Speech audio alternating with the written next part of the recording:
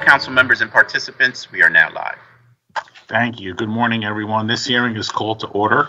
I recognize the presence of a quorum of committee members. Members of the committee in attendance are Vice Chair Brian O'Neill, Council members Brooks, Sanchez, Squilla, and Thomas. Thank you all for being here. This is the public hearing of the Committee on Fiscal Responsibility and Intergovernmental Cooperation. The purpose of this public hearing is to hear testimony on Resolution 200406. I understand that state law currently requires that the following announcement be made at the beginning of every remote public hearing as follows. Due to the current public health emergency, City Council committees are currently meeting remotely. We're using Microsoft Teams to make these remote hearings possible. Instructions for how the public may view and offer public testimony at public hearings of council committees are included in the public hearing notices that are published in the Daily News, Inquirer, and Legal Intelligencer prior to the hearings and can also be found on phlcouncil.com. The clerk will now please read the title on the resolution before the committee today. Authorizing the Committee on Fiscal Stability and Intergovernmental Cooperation to hold quarterly hearings that include monthly reporting requirements to discuss the fiscal position and overarching social impact goals of the city, including and related to the 5-year plan and the reporting requirements set forth in the QCMR as submitted to the Pennsylvania Intergovernmental Cooperation Authority. Thank you. And again, thanks everybody for being here, and especially with our time change. I know that an early Monday morning start's not the easiest, but I appreciate all of you joining us today. I think our financial reporting is an essential part of our work here in the City Council, and monitoring whether or not we're underperforming or hitting our targets and performing or exceeding performance is essential to figuring out how we manage Philadelphia's economic recovery, especially coming from this pandemic. We're managing a precarious economy right now, so I want to thank everyone. So let's get started. Ms. Gerback, please call the first panel of witnesses. Our first panel includes Rob DeBoe, Marissa Waxman, and Harvey Rice.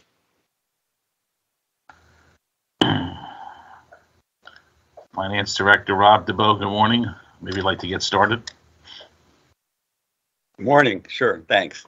Good morning, Chair Dom and members of the committee. Rob DeBoe, the Finance Director. I'm here to testify on Resolution 200406 regarding the current fiscal position of the city. I'm joined by Marissa Waxman, our Budget Director. We'll be doing some of the presenting, as we do each quarter. We'll walk you through a PowerPoint. We also have representatives from IHS Markit, Jim Diffley and Tom Jackson, here to help answer any questions, and representatives from Revenue and OPA. So with that, so I'll get started. Okay, thank you. Sure. Go to slide 2.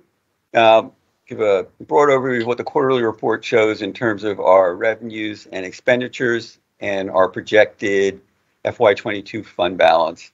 So we're now projecting revenues of a little bit under 5.2 billion, which is about 73 million less than in our original budget, but over 100 million more than our target budget.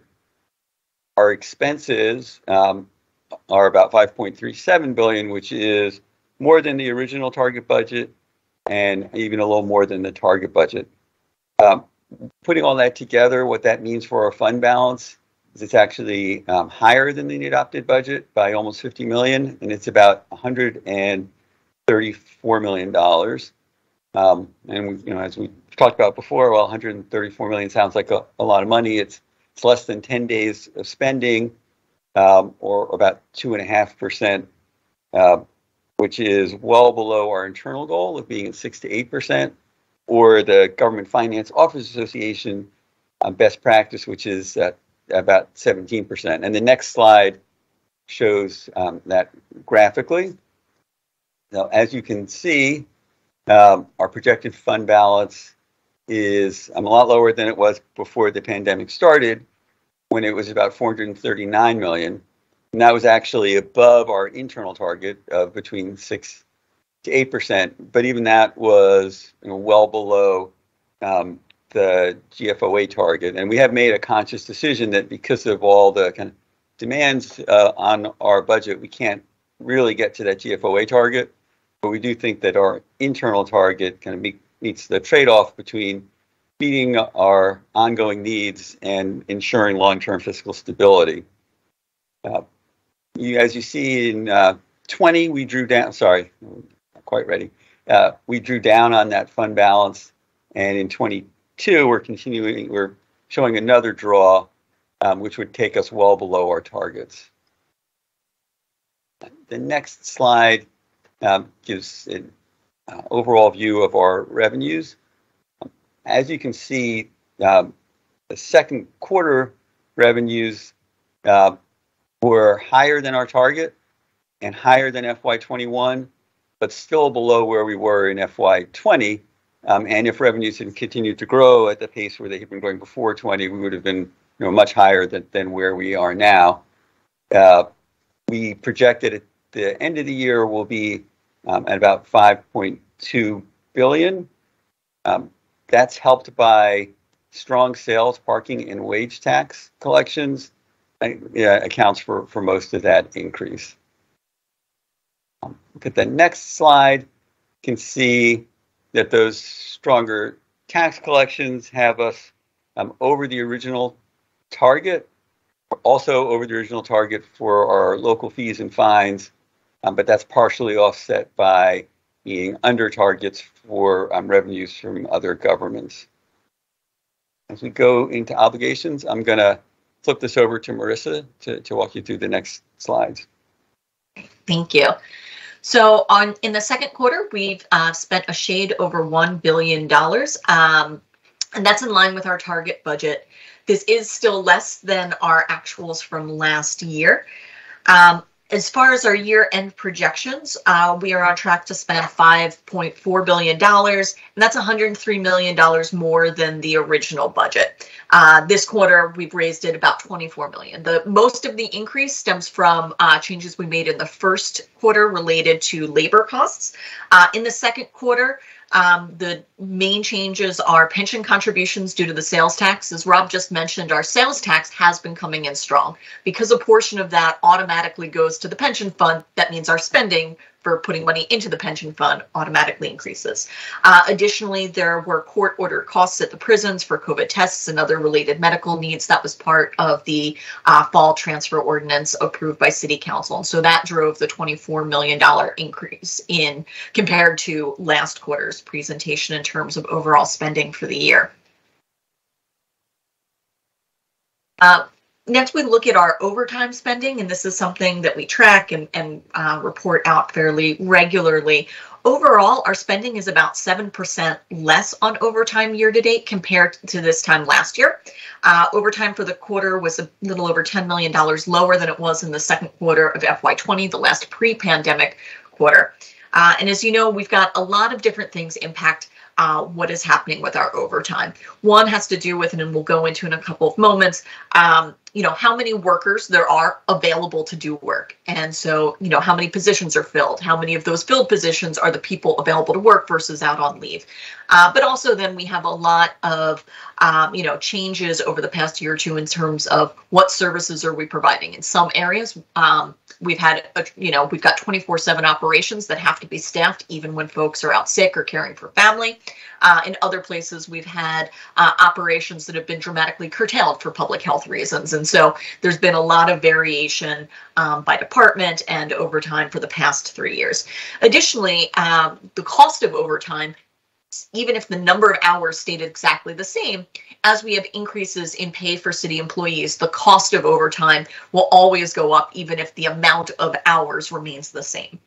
And so our year-to-date, though, so far this year was about $98 million in overtime spending.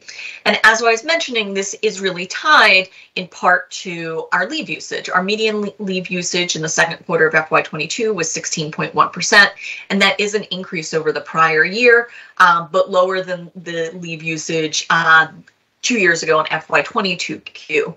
And so year to date is about 8% higher. And when we're thinking about December, and it'll be really interesting as we look at the third quarter, Omicron and the impacts there and what that did for folks being out There are still areas of ongoing concern with some of our public-facing agencies and street sanitation, sheriff, police uniform, and prison staff due to the impacts of COVID-19 on employees' personal health, the need for children to care for children and family members, and quarantine and isolation requirements. And so you can see that our highest areas, as I just mentioned, concentrated police, prisons, but then some of our lowest areas are in some of our independent offices, district attorney, register of wills. So, as I was saying, the number of people available to perform work is really driven also by how many positions are filled. Obviously, this is a topic not just locally in city government, but nationally and globally in terms of, hiring and filling positions. But you can see here that as of the end of December, the number of filled positions we had was about 4,300 individuals less than we were budgeted for. And you're seeing that we are also having just a decrease in terms of how many were filled at the end of FY21, so over 6 months, as well as a nearly 4% decrease compared to this time last year. And 815 of those are in our general fund, so a real concentration there, 80% in the general fund.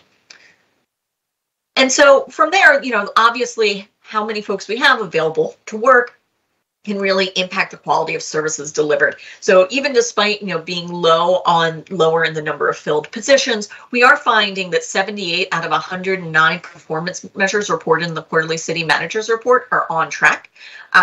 There are a couple that lag a quarter and some that don't get reported right away. We do still have a bit less than a third that are not on track. And so I'll go a little deeper to give you a sense of where things are going as expected and where we're falling short. To start with, just to give you an overview, we actually the budget office collects over 500 performance measures. Many are all of them are in our 5-year plan, and some of them we present quarterly across public safety, health and human services, commerce, planning and development, children, family services, transportation, infrastructure, operational support. And so I wanted to talk to you about some that are, on track going as expected. Licenses and inspections, the number of building, electrical, and plumbing and zoning permits issued.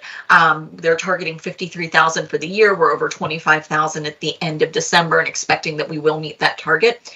For some of these, it's important to know that there is some seasonality. And so even if we're not 50% there halfway through the year, there are times where folks can say we're still on track to get the total amount we need. Additionally, the Office of Homeless Services is providing homeless prevention assistance so far to over 727,000 households. They're expecting that they will meet or exceed their 1,400 household target for this year. As I mentioned, there are some areas where our operations are not meeting our expectations or our targets for those performance measures.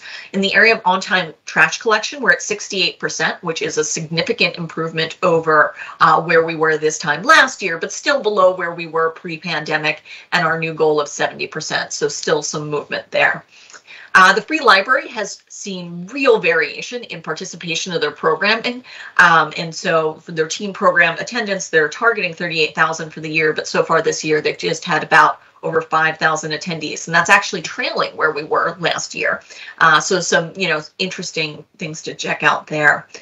Going back to the streets department, the recycling rate, we're nearly hitting our 10% goal, but we are not quite there yet at 9.4%. Again, tremendous improvement compared to where we were last year, but still not where we were in the last full pre-pandemic quarter at 14.1% for our recycling rate. And so, we're seeing basically across streets department improvement, but not full recovery yet. So that's our performance. We also, the QCMR goes through December. We do those quarterly, but we also are on a monthly basis looking at our spending, seeing where we are to make sure we are on track. And so at this point, through February, about 2/3 of the year has elapsed, 66.7%. Luckily, some of our spending overall, we're still just at under 58%. So there's a lot of seasonality, and I'll talk through in a moment what some of those are, but it does let you know there's no major red flags here in terms of where we might end up the year. Obviously, path of the virus, giant blizzards, all sorts of things can affect us in the back end of a year. But at least so far where we are is looking pretty stable. And so what this slide here is presenting is across all classes, all of the spending to date. And so the dotted line is showing that 66%, that if all departments spent at an even clip throughout the year. That's what you would expect to see. But you do see some real variation here, that some are spending beneath, some may be a little ahead, and there's a bit of seasonality in there. A good example of this is the Department of Human Services. They transfer expenses back and forth from grants, and it doesn't necessarily line up with when the dollars are expended. You'll see things like the city commissioners. They have real seasonality around when elections occur, and so that can affect this. So this is across all classes, and you can again see this as we focus in on class 100, which really should hew a bit closer to being 66% when 2/3 of the year have elapsed. But again, this is where you will see some of those seasonal variations. City commissioners, again, low. Things like finance, which I believe here looks like the lowest, but keeping in mind that our class 100 in finance includes pension payments, health and medical benefits, and so those don't go out in an even clip. But so as we look at this, we see that our spending is basically where we would expect it to be given where we are in the fiscal year. So that concludes our presentation. We're happy to take any questions you have. Thank you very much. Thank you. I just want to recognize the presence of Councilmember Cindy Bass and Councilmember Helen Gim. Thank you both for joining. And I think we were going to go to Harvey Rice for his presentation, and then we'll come back to you for the questions for the whole panel. So Harvey, take it away. Good morning, Chairperson Dunn and members of the City Council Fiscal Stability and Intergovernmental Cooperation Committee. As you know, my name is Harvey Rice. I'm the Executive Director of PICA, the State Oversight Agency for the City of Philadelphia. We didn't prepare PowerPoint because it's generally very similar to what the city prepares. So I'm just going to go over some highlights of not only the QCMR, but some revenue projections and actuals that we've seen so far coming in so far this year. FY21 year-on fund balance is estimated at $298 million, almost $220 million higher than what was previously projected of $78.7 million. This was primarily due to a higher revenue of $140 million and lower obligations of $201 million in fiscal year 2021. As Rob and Marissa mentioned, the projected fund balance for fiscal year 22 is $133.7 million, slightly lower than what was projected in the revised plan, which was issued on October 29th. This represents, as Rob said, 2.5% of total obligations, or about a week's worth of expenses, which is far less than the city's own target of 6 to 8% and the GFOA's recommended target of 17% of obligations. The projected revenues of the city are now $5.184 billion, or $104.3 million higher than what was projected in the revised 5-year plan of October. The projected obligations are currently $5.372 billion, or $24 million higher than what was projected in the revised 5-year plan. The projected overtime costs are now $198.8 million, increase of $13.4 million over the city's first quarter projection. This is due primarily to the increase in overtime spending in 3 departments: police, prisons, and streets. Through January 22, the city has spent $120.6 million, or over 60% of their allocation for overtime for this fiscal year. Going into tax revenue collections, through February 22, the city has collected tax revenue of a little over $2 billion as compared to the adjusted 2021 total of $1.752 billion collected through February 2021. This was an increase of $257.8 million, or about a little less than 15%. If compared to fiscal year 20, a total of $1.375 billion collected through February 2020. There is an increase of $634.1 million, or 46.1%. But we need to understand why that percent is high. During that fiscal year 2020, there was that 1% incentive for people to pay their real estate taxes early, which is at the end, February 28th of that year. So that's what carried the revenue collections, we believe, high in that year at that time.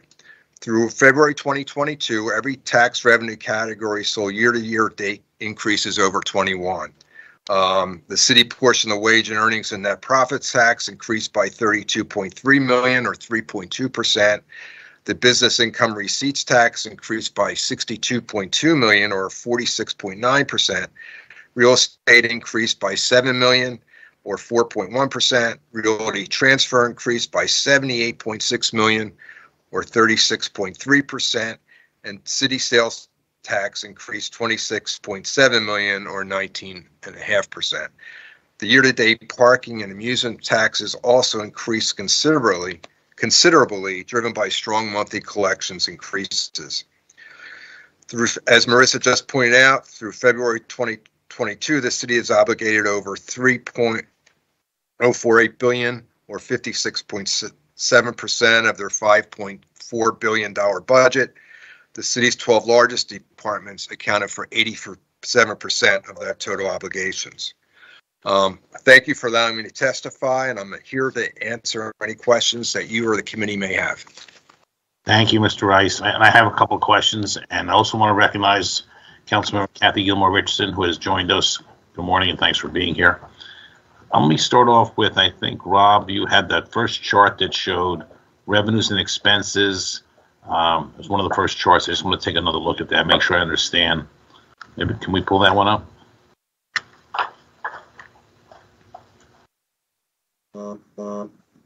Yeah, that's it. That's the one. I want to make sure I understand what we're saying here. It says in the budget, 104 million higher than the target budget and 24 million more than target budget on expenses. Does that mean there's an $80 million delta in revenue?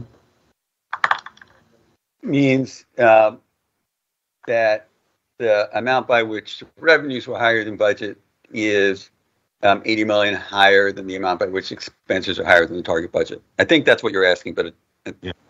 So it's good news actually that we're 80 million ahead than what we expected, basically.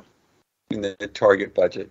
So yeah, I mean, I think there's mixed news here in that we're showing the fund balance is really the number that we look on, and as Harvey said, that's right around where the fund balance was in the revised 5-year plan, and so that's good. Obviously there's still lots of uncertainties and lots of threats, so we still have a lot of concern. Right. When the target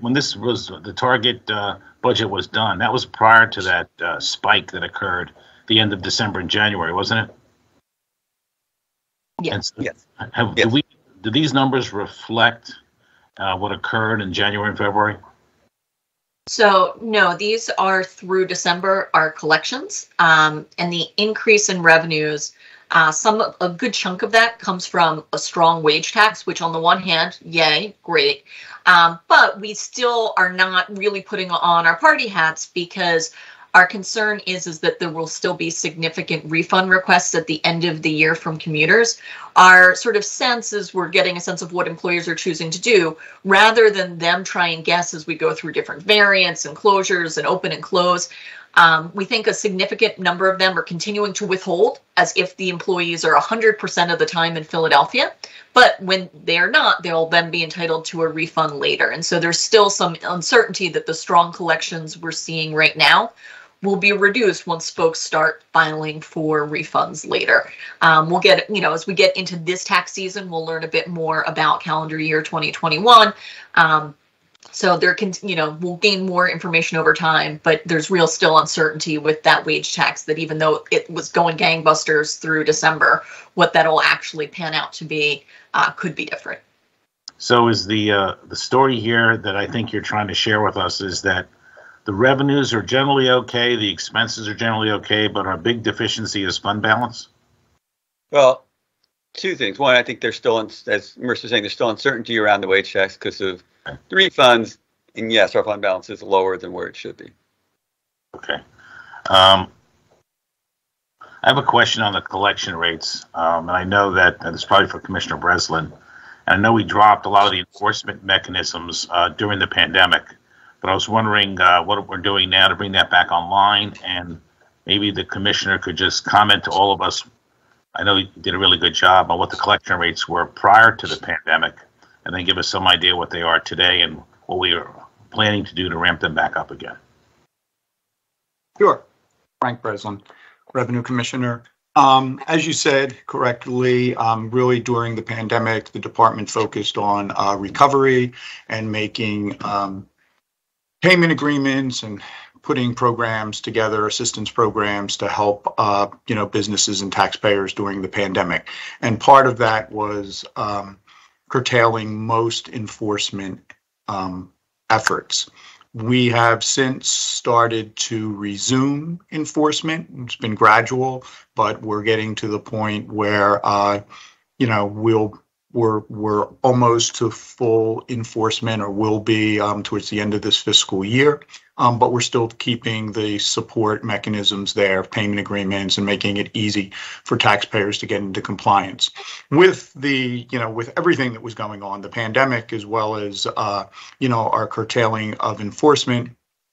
Our collection rates in some taxes have reduced slightly, and we're seeing an increase in delinquency. For real estate tax, the one that we track the most closely, and as you know, our collection rate has been around 96%. That has stayed relatively secure. So even without enforcement, that has stayed pretty much at 96%. We have seen some increase in delinquencies there too, and we're seeing that across our business taxes, which would be expected, as many businesses were significantly impacted by the pandemic, and as we institute our enforcement measures, I think you'll start to see those collection rates improve. But it will be gradual, because many businesses will require payment agreements to come into compliance. So that gets them on track, but gradually. That's great. And by the way, I remember maybe 6 or 7 years ago, the collection rates were dramatically lower than where they were in 18 and 19, and even today. So that's kudos to you and your department, really. Thank you. Yeah, we made, we're very proud of the great progress that we made, and the pandemic set us back a little bit, but I think we're in a good spot to get back on track. What do you think is a realistic goal for our expectations on collections? Is it 96, 97, 98? What do you think that number should be? Well, we've been pretty much staying around 96 to 97%. So like I said, we've slipped a little bit there, and like to get us back to that above 96%. And I think that's achievable probably, hopefully, I'll say next fiscal year. Right. Okay. Thank you. And keep up the good work. And again, thank you to you and your department. It's great. Thank you. I have a question on the ARP dollars. I want to get an idea of how much in ARP dollars we're spending in fiscal year 22, and how does that compare maybe to future years? So in FY22, we are projecting we'll spend about $250 million in ARP money, and our ARP spending will likely gradually increase slightly each year until we get to FY25, the year by which we have to spend all the money, and we'll have had all 1.4 billion spent by December of 24. Is the majority of the ARP 1.4 billion over the period of time being used for revenue replacement? Yes, it is. When we projected the impact on our 5-year plan of the pandemic, it was a $1.5 billion hit. So the 1.4 billion was an amazing lifeline, but it didn't even replace all of what we thought we were losing. Right.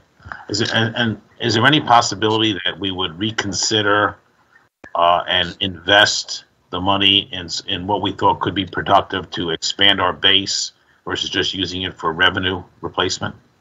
Yeah. So what we want to be careful of is making sure, as we look out over 5 years and do our 5-year plan, that we maintain balance even in the back years after the dollars are gone. So we don't want to kind of make a big investment up front and then 3 years later have to make cuts because, we didn't replace revenue that was being lost. No, but I'm talking about using the money to actually expand the base, which you could interpret many different ways. But I'm saying, like, instead of just using it for revenue replacement in the 4 or 5 years from now, using it to figure out a way that we can expand the tax-paying base and bring more people and businesses into the city. Yeah, so part of replacing lost revenue means that we can do things like open back up park and rec centers, open up libraries, improve the services we provide, improve our investment in economic stimulus, in the things that the Commerce Department does. So they're all part of actually trying to expand the base. And without this money, we wouldn't be able to make the kind of investments that we're making in our 5-year plan. And it's really likely that the base would have actually contracted. I see Marissa lit up, so I think she probably wants to add something to that. No, you didn't. Okay. Okay. I hear you. I'm not saying I agree, but I hear you. I have some questions on the performance. Trash, we all hear about trash and picking up trash in the streets and so forth. Our current performance level, I think Marissa showed it was 68% versus 2 years ago it was like 81%. What are we doing to increase that dramatically, even to get to 90%? Do we have a plan to do that? Yeah, so the Streets Department has been working really hard to look at staffing up. We've approved a number of just having enough people there to do the work, and how they're scheduling. And so that's really how they're attacking this. Obviously, a reduction in the volume of trash would help as well. There's always unexpected weather events. Those are challenging, but really the concerted effort has been around staffing and shift scheduling so that they can ensure that they have adequate folks there. Another thing that's really important to maintain for on-time trash pickup is making sure that fleet is adequately resourced, because you need a truck to go get the trash. And so, there are folks who still shudder when they talk about the compactor crisis of 2013. And so making sure that fleet has adequate staff and parts so that they can keep those vehicles on the street is really a important part of that. Obviously, some crunch on that in the past couple of weeks. Fuel prices, things like that, are going to be impacting budgets. But Streets is looking at the staffing piece and then maintaining the fleet piece so that they have the equipment ready is really the approach there.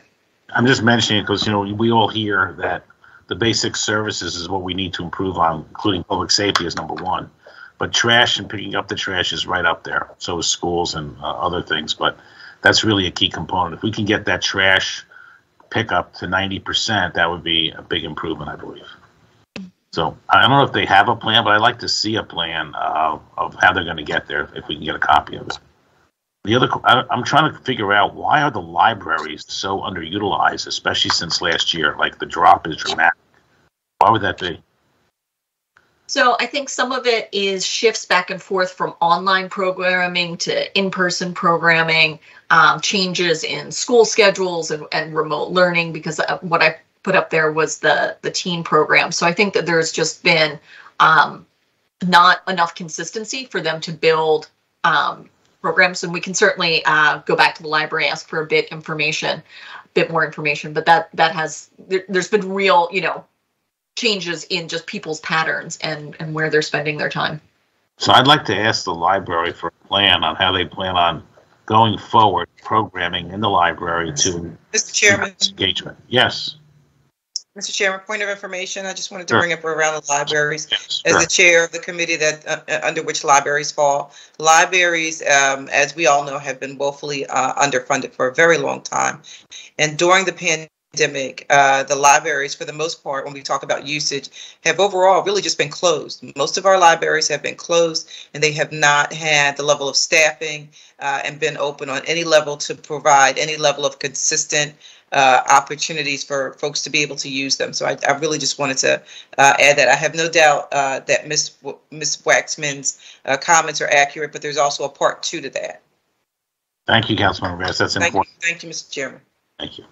Okay, I have a few more questions, but I'm going to recognize my colleagues, and let me start with Councilmember Sanchez has a question. Good morning. Thank you, Mr. Chair, for the opportunity. I want to go back to the operational departments with the overtime challenges, and we could use streets departments as the chairman was speaking to that as an example. I want to be real clear because this is one of the line items that all of us have been really critical about, but I want to make sure that we can explain, particularly with the staffing shortages, right? Because I want to make sure we're funding departments adequately. And then when we're calculating their overtime, we're saying, the overtime is because they're not fully staffed because there's a staffing crisis, or is the overtime related to us not properly funding them from the beginning? So can we drill down on that a little bit? Is this just a staffing issue, or is this an initial funding issue? So how I would start that question is that one, in some places overtime is. I'm sorry, Mr. Chair, this is Councilmember Thomas. I'm so sorry to interrupt, but I am following along closely. Can that slide be pulled up so I can understand exactly what Councilmember Sanchez is asking? Because I too want to hear the answer. I apologize. No problem. Thank you, Councilmember. So I will pull up here the slide we had on overtime. And so again, to recap, actually our overtime this quarter and year to date is below where it was last year. So we've been reducing the amount of overtime compared to where we were. Generally, though, we view overtime as a tool. Sometimes it is the best tool for the job. Sometimes it is sort of our last resort to deliver needed services. And so we monitor it, and it looks different in different places. In departments that have, 24/7, 365 operations where there must be minimum coverage, you can't just do it, next week when somebody gets back from vacation. That's a place where,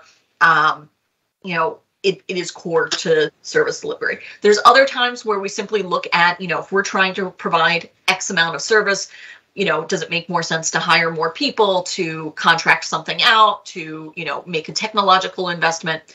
And there are times where we evaluate and overtime is the best option we have.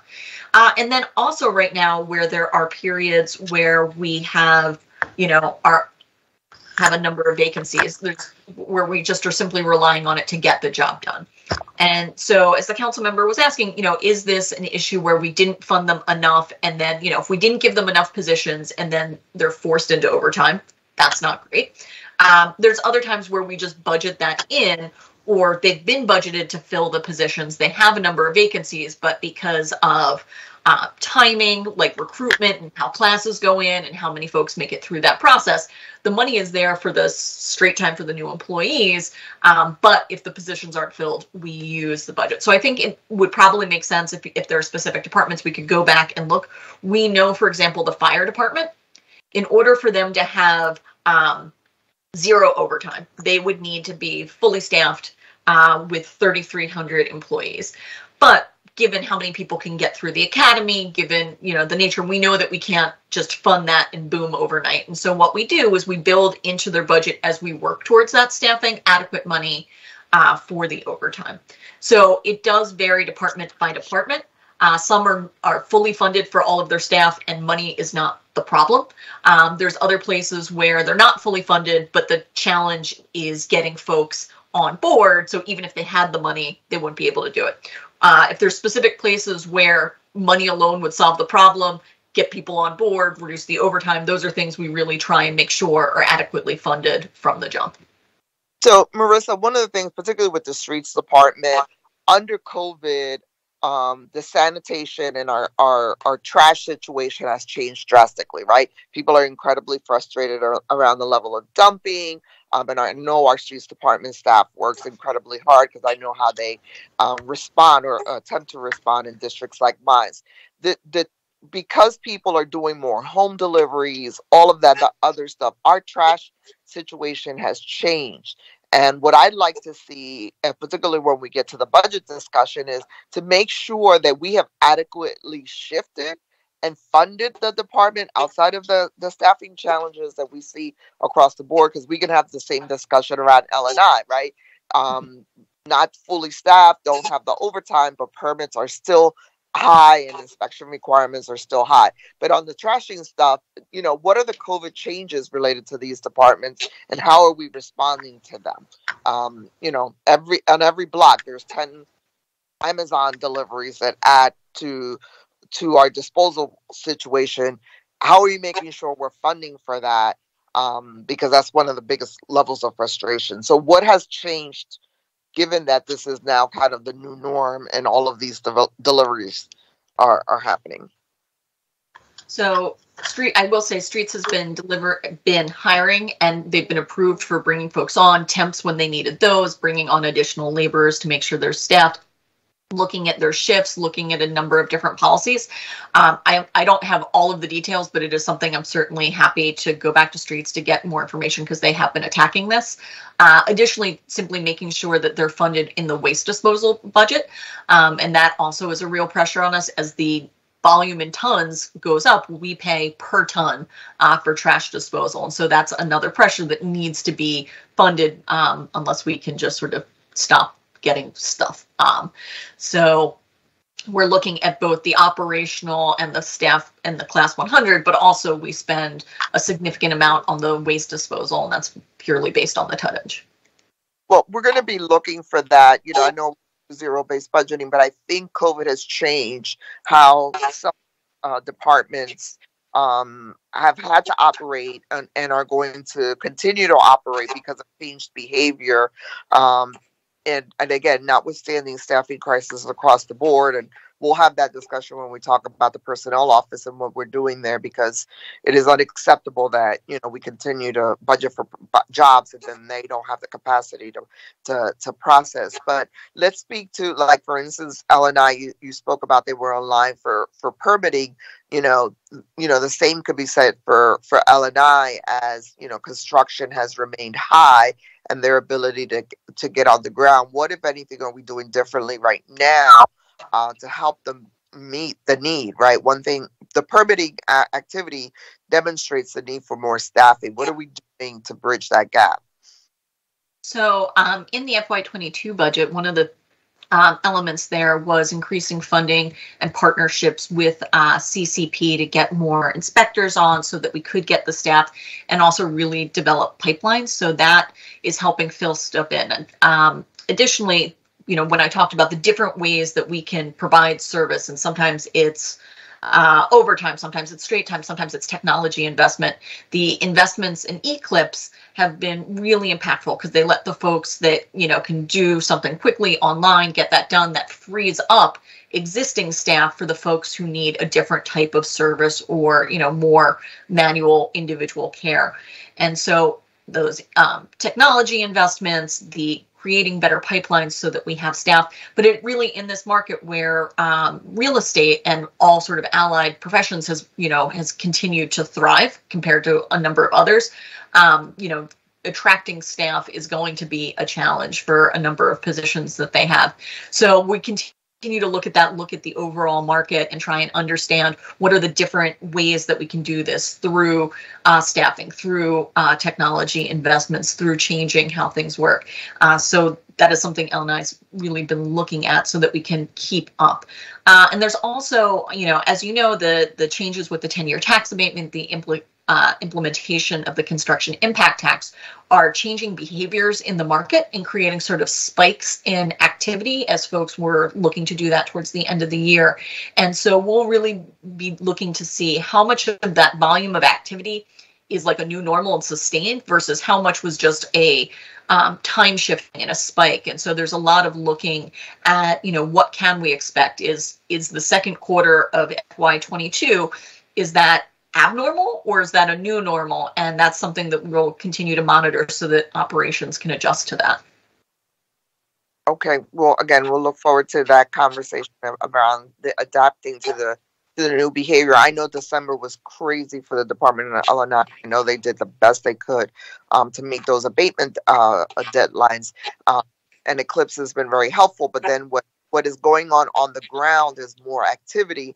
one of the spikes that we're getting is a complaint driven around construction sites, damage to property, some infill work, and then some of the traditional service delivery. So, on the one hand, we're getting efficiencies. How are we redeploying staff? And do we still have enough staff on the other end to respond, again, to the basic services requests, where we're getting spikes in that kind of request for service?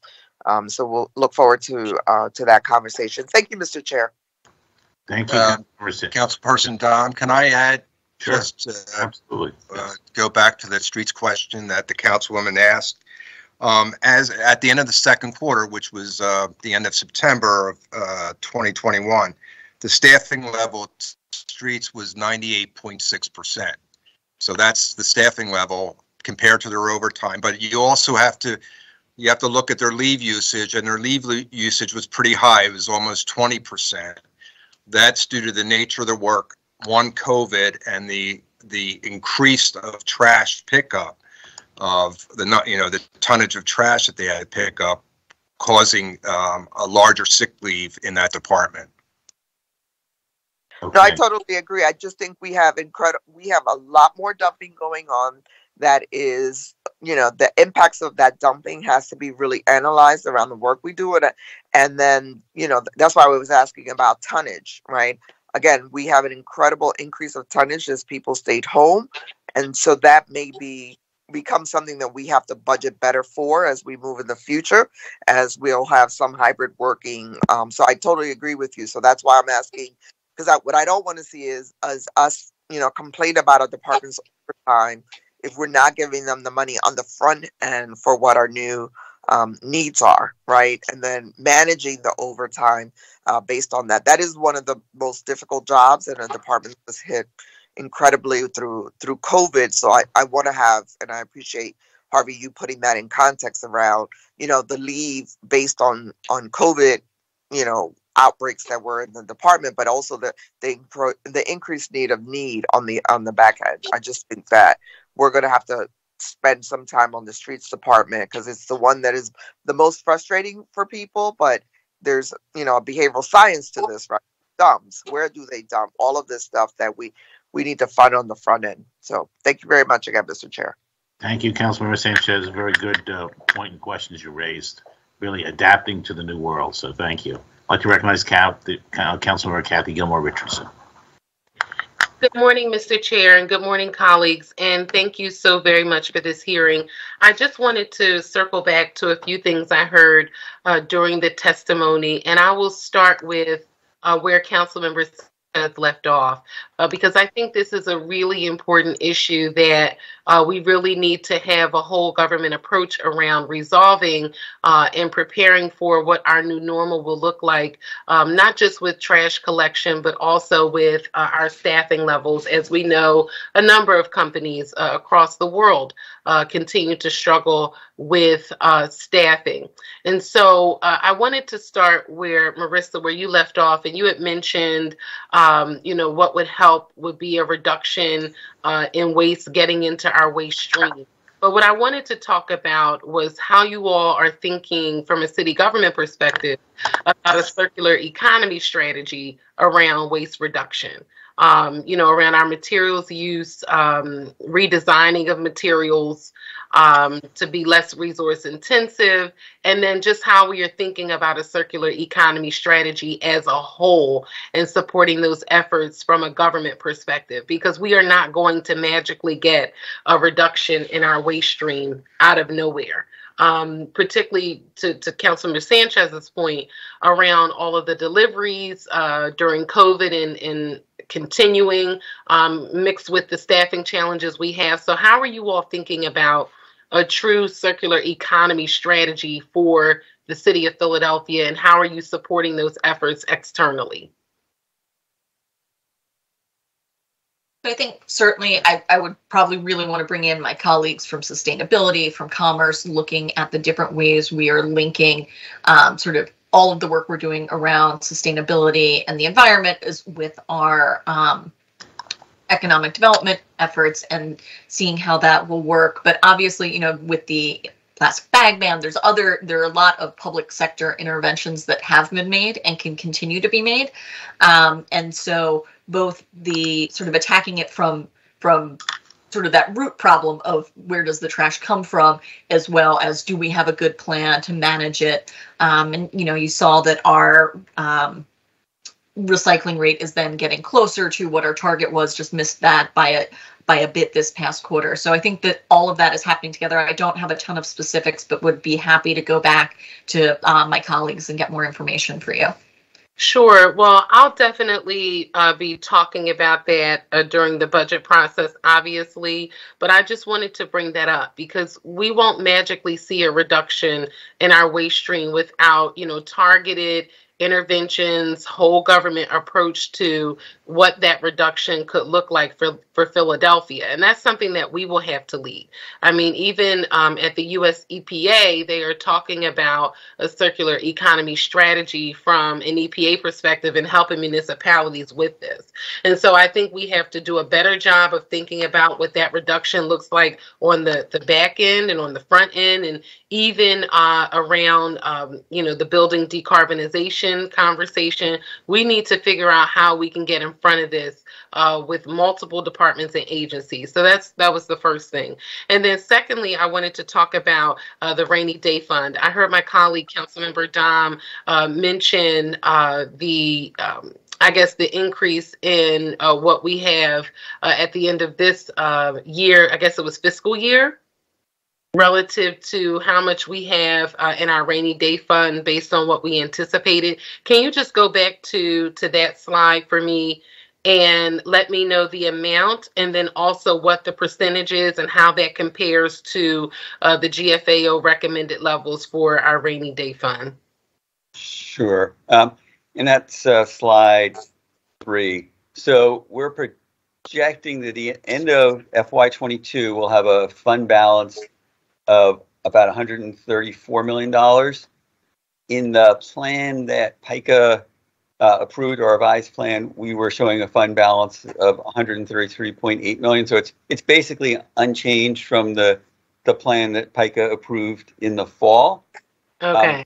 But as you can see, it's well below, and it's the column all the way on the right. If we were looking at the GFOA recommendation, we'd be about $900 million. We know that, given all the demands on us for services, that we really are never going to get up to that level. But before the pandemic, we were at what we've created as our internal target of between 6% and 8%.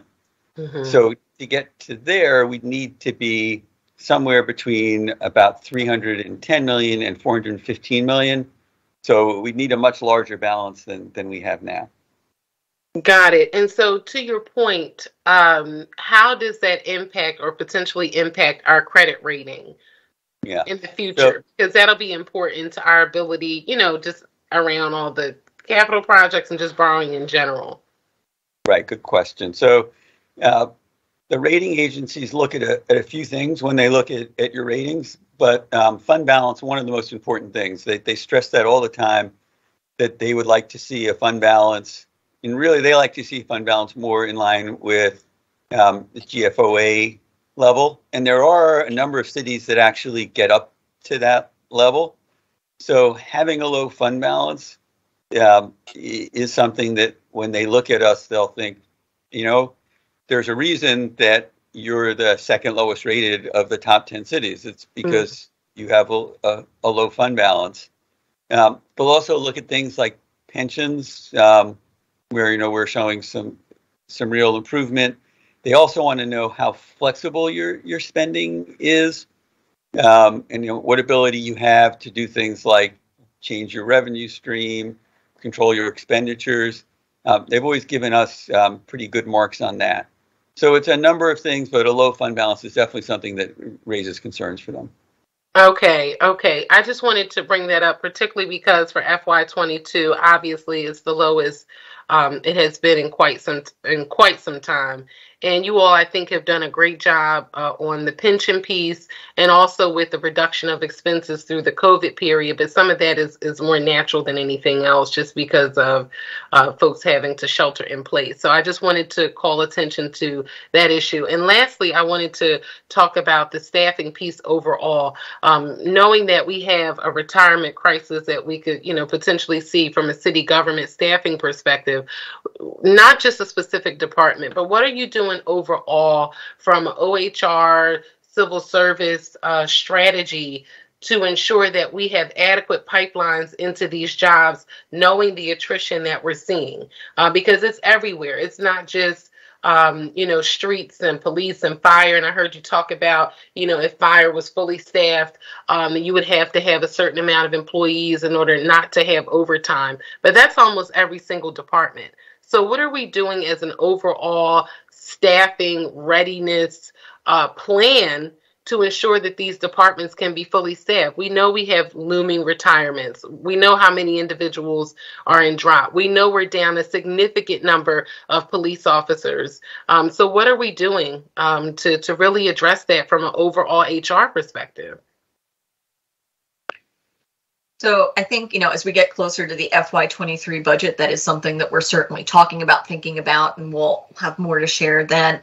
But there's a couple different parts of this. Some of this is around recruitment and sort of lowering access on barriers to accessing these jobs. And so certain things about, standing up remote testing and then making that easier so that it is easier to come into our civil service system. OHR has also been working with the Office of Diversity, Equity, and Inclusion and specific departments, looking at our how the testing works, the requirements, so that we make sure that we are have as big a pool as possible for qualified folks, that we're not sort of ruling folks out in ways that we don't need to. We're starting to talk a lot more about sort of pipeline and training. I already mentioned some of the work between L&I and CCP. And so we're looking at how do we get folks in. We also are looking to make sure, how do we make sure this is a work environment where folks want to stay? And so continuing to look at sort of, as we're figuring out the nature of work training and making sure that we can be an employer of choice. And so we're looking at how do we maintain folks here. In certain areas, though, it is going to be very specific to the nature of the work. There are, larger trends that aren't just Philadelphia alone that we'll have to continue to work on. I mentioned, competition from the in the real estate industry versus, general changes about folks wanting to go into policing.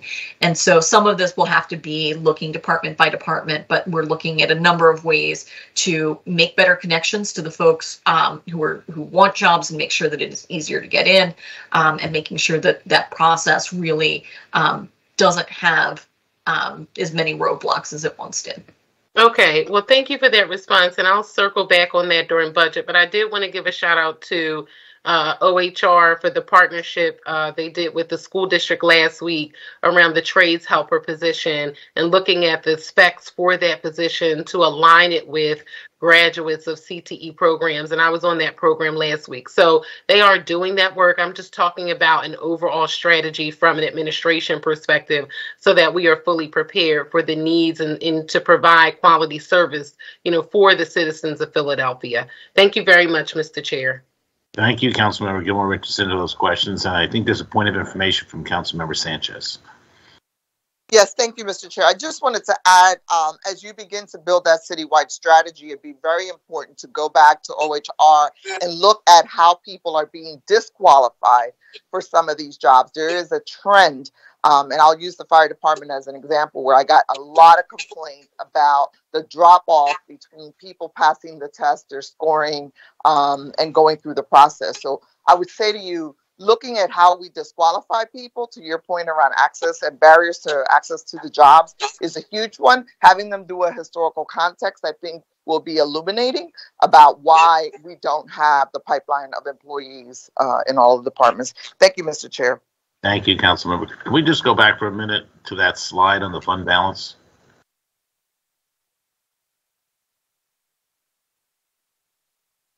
And I'll ask my question while we're going there.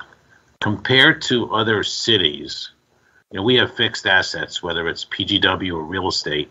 How do we compare to other cities in our fixed asset value?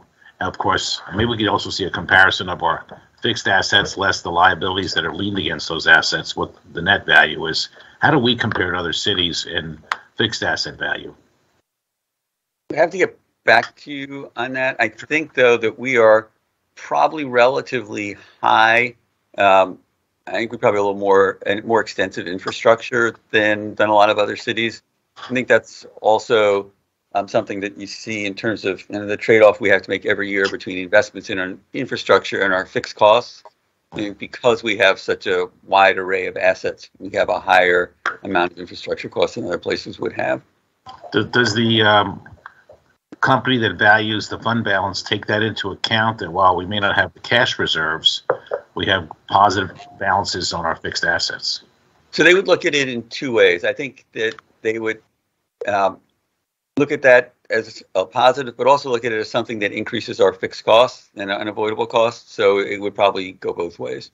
Okay, thank you very much. Maybe you can get back to me on that. I'm just curious to see what the total asset value is less liabilities than net value. Thank you. I think we have a next question from Councilmember Isaiah Thomas. Thank you, Mr. Chair.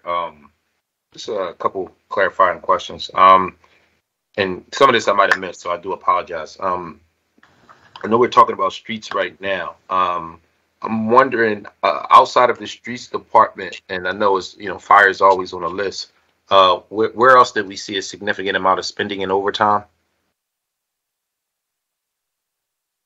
So if you let me. We saw it in prisons and police.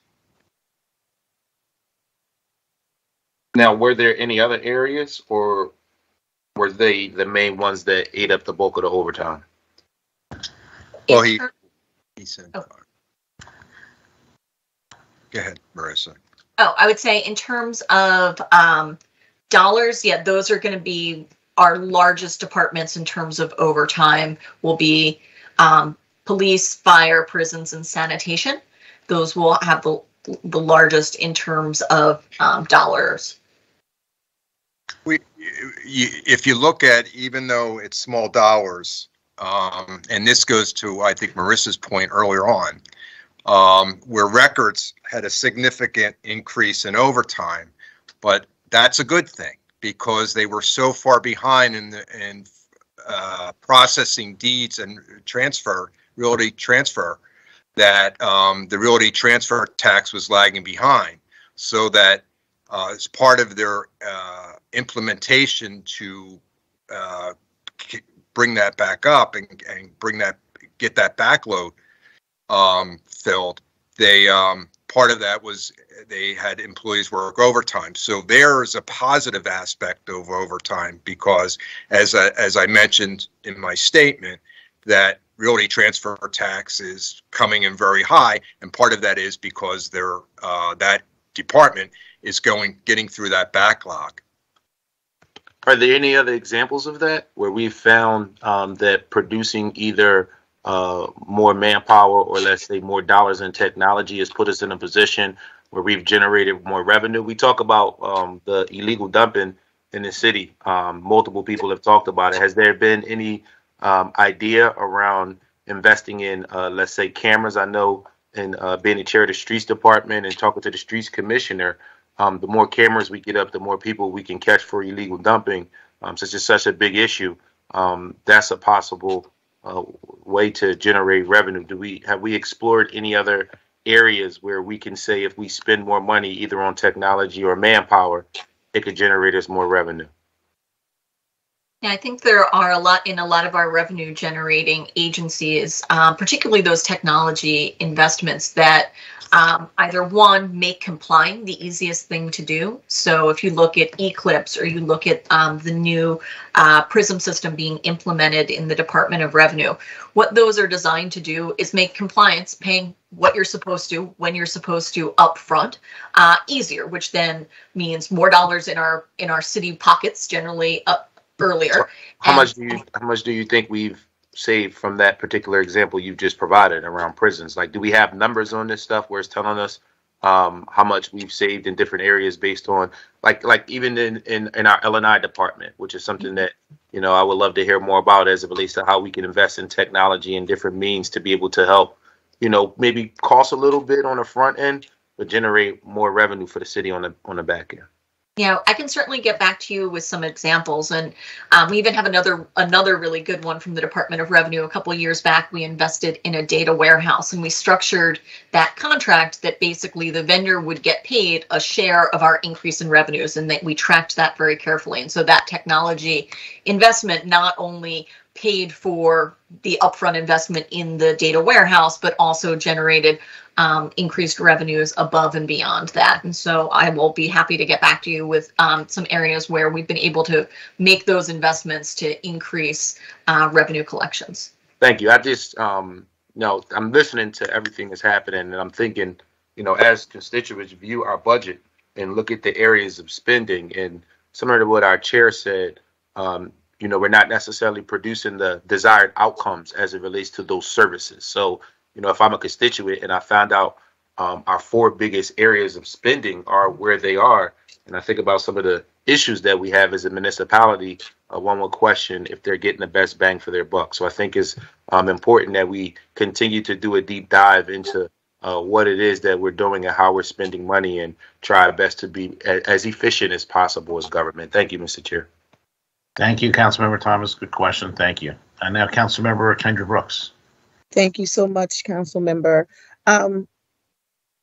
This is a different question for me. I usually don't have these type of questions, but in relation to all the work that we've done around, you know, renters and housing, I received several phone calls and questions from like mid-size landlords and businesses in reference to fines and fees accumulated over COVID when services weren't available and weren't open.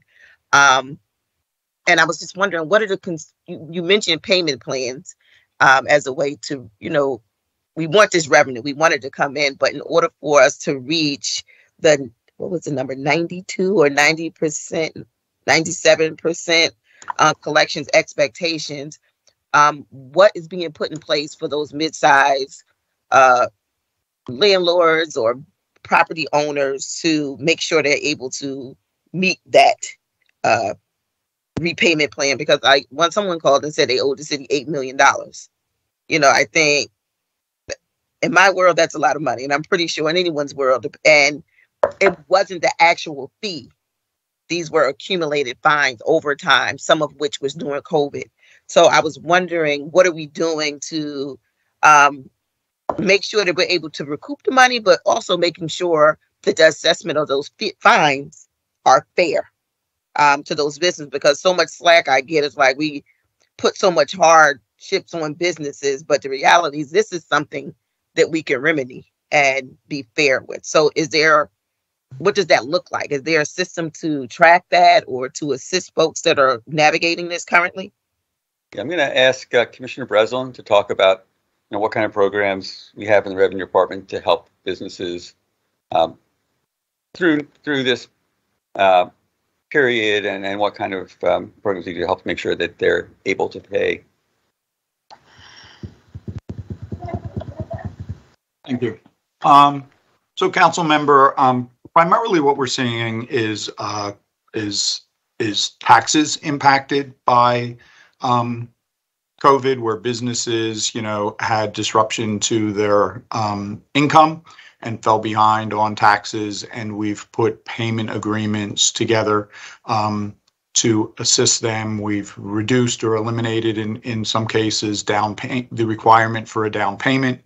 We have shorter term payment agreement, a 1-year kind of COVID payment agreement term where all interest and penalty is abated. We have longer term payment agreements with significant abatement of interest and penalty. And then we're also looking at, you know, kind of our consolidated actions where we're looking at taxpayers that have beyond just tax liabilities. They have, as you mentioned, it could be fines, it could be fees, other charges, L&I charges, and we're working kind of in partnership with those departments, such as L&I, to try to get taxpayers into compliance. So kind of our message has been throughout the pandemic for the last 2 years to taxpayers and citizens is anyone who is not in compliance, that they should reach out to revenue and we'll work with them to try to get them into compliance, regardless of what, type of debt they have. Thank you so much. You're welcome. Thank you, Councilmember Brooks. I will say that I read recently, I don't know if you know about this, Commissioner Breslin, that Philadelphia has some of the most progressive tax collection policies of any municipality in the country. I guess our goal is to make sure that people know about it so they can enter into those programs. But we have some really good programs. Let's go to Councilmember Helen Gim, I think, who has a question. Thank you very much, Mr. Chair. So I have two areas of questions. I wanted to follow up on Councilmember Bass's questions about the free library, and I recognize that this isn't, the libraries aren't here to answer some of these questions, but I'm trying to understand a little bit about how different are we right now from the library budget versus, say, FY 2019. So I can certainly pull that up. Let me do that. I will say, as I am buying time, as I scroll through a variety of things, that in addition to just the raw numbers, one thing to remember is that certain costs sort of shift and change over time. For example, over the past few years in the free library, there were certain costs like rents for the regional operations center that used to be paid for by the foundation. Those costs then got shifted onto the city starting last year. And then sometimes we move those rental costs. Some may sit in the free libraries budget. Some of those move over to DPP. So, when we're looking to do a full analysis, we can get back to you sort of that includes some of those shifts. But what I can tell you is that our FY22 current projection for the free library is $45.3 million. That's about $2.3 million more than our original adopted budget, folding in the cost of labor contracts as well as mid-year increases. That's an increase from FY21, where our budget was $40 million. So 45 versus 40 last year. It's going to take me another moment of scrolling to get to the FY19 actual spending, which was our last pre-pandemic year. And I don't know if, Rob, you have that handier than I do, but I will get it momentarily. Nope, not there. Sorry. Computer is feeling a little pokey this morning. But I will say that, let's see, nearly there. So for, oh shoot, not quite there yet. Apologies, I will be there momentarily.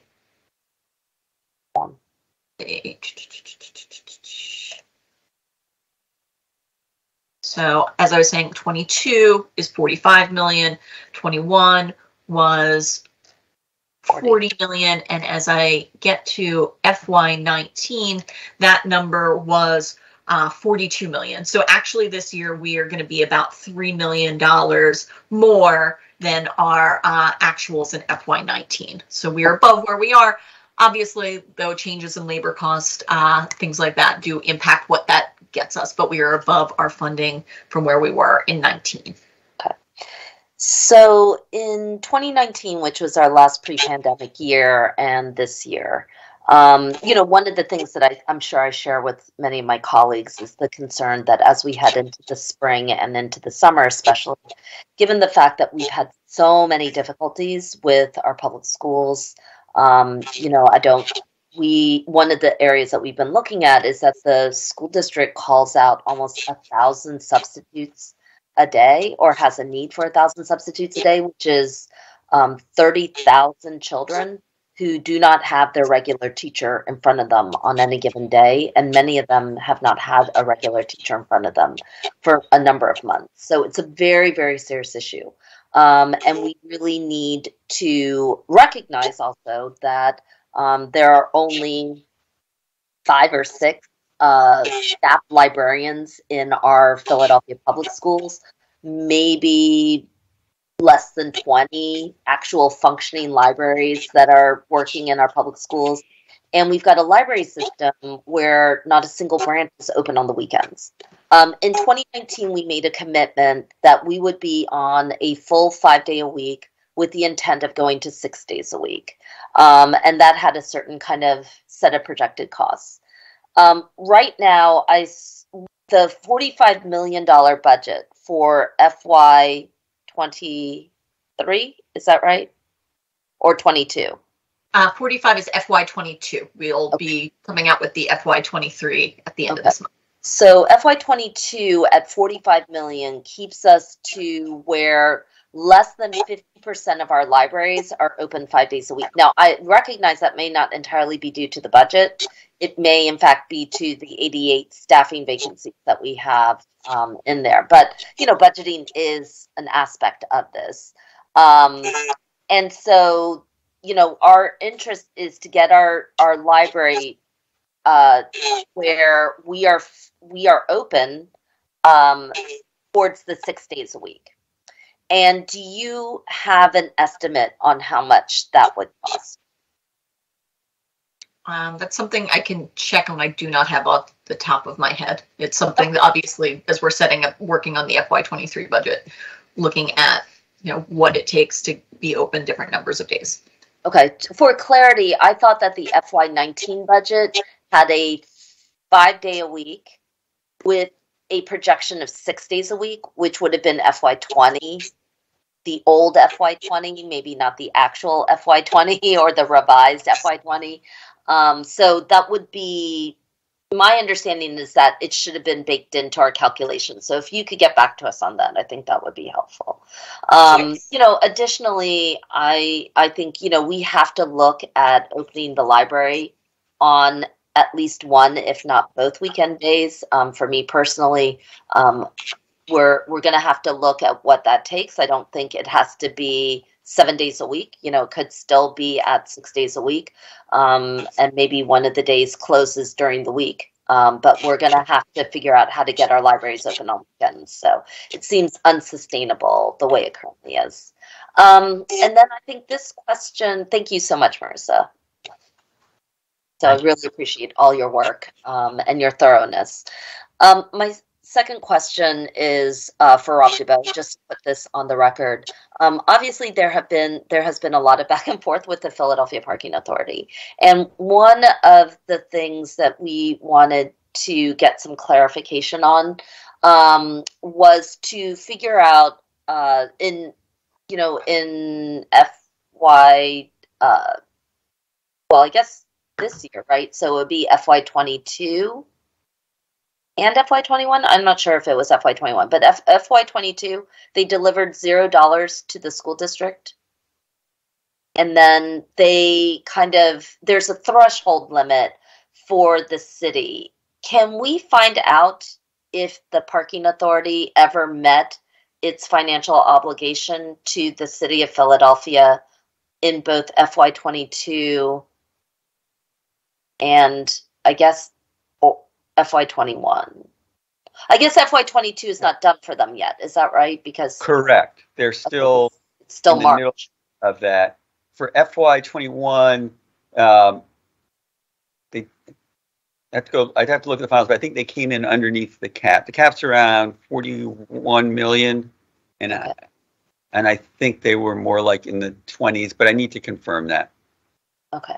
That would really be helpful because sure. I think that does matter to us a little bit. So thank you so much. And then I guess my last question is, you know, obviously with the transfer of the wage, with the move to work at home, especially for many of the commuting individuals, our current law requires us to only collect wage and income tax if the work being performed, I assume, not the job, but the work being performed is physically in the city, within the boundaries of the city of Philadelphia. Is that the right way to put it? The way to put it, I think, is that taxpayers who don't live in the city are not required to pay the wage tax if they're, employer requires them to work from home. If they have the choice of working in the city, in their office or at home, they still have to pay the wage tax. How does that work with the, so how does that work with the current guidelines around work from home, like mandates, or I guess is that up to companies, that kind of thing? Yes. So, yeah, and if companies make it optional, taxes still due. If companies require people to work from home, then they don't have to pay a tax. How in the world are you figuring this out on an individual taxpayer level? Because I think that it's very, like, I think a lot of companies are leaving it fairly open, right? Like, the new environment is not to mandate a work in, but to leave it optional. Certainly that's what we're hearing with a lot of the larger companies. So how are you figuring this out? Yeah, I'll ask Commissioner Breslin to step in for that detail so I don't get it wrong. Yes.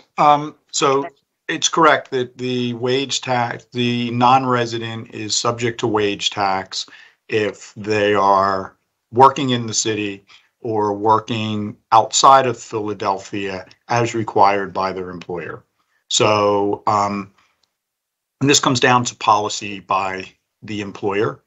And the way most of that is handled by the employer. I mean, we start by doing a lot of communication with tax professionals and with the community, and we've done it through our guidance throughout the pandemic about this rule. So we want to make employers knowledgeable about this rule because the burden is at their level. They have to withhold properly. And many of them understand that and withhold at 100%. And then that's the reason why we see the refund process. Then the employee has to apply for the refund and we would check it. And the way we check it, to answer your question, is we check it two ways. One way we check it is at the employer level. So when we do an audit, we audit the business taxes, one of which being the wage tax. And if they are withholding at less than 100% on their non-residents, then we would ask them for their policy and we would check that policy to make sure that it is requiring employees to work remotely. In the absence of that, we would expect them to be withholding at 100%. And then the other place we're checking is when employees file for employee wage tax refunds, we're reviewing the refunds and asking for the appropriate documentation. And part of that required documentation with the refund is a letter from the employer stating that the employee was required to work remotely, or the employer actually there's a spot where the employer can sign verifying that the refund is appropriate. When they do that, they become responsible if it is incorrect. Okay. And then have we done any calculation in terms of the growth in wage tax revenue that has gone out to our surrounding counties over the last 2 years? I mean, it's not really our responsibility, but I'm just curious about whether there's been any analysis, and I see that Larry's on here from Pew, to see what the shift over is into our surrounding counties, or are you aware of any of that, Commissioner Breslin? I don't have anything at hand. I know that there have been different studies about the shift, but I don't have any statistics at hand. I can look to see, and I don't know if anyone else on the call has any information about that.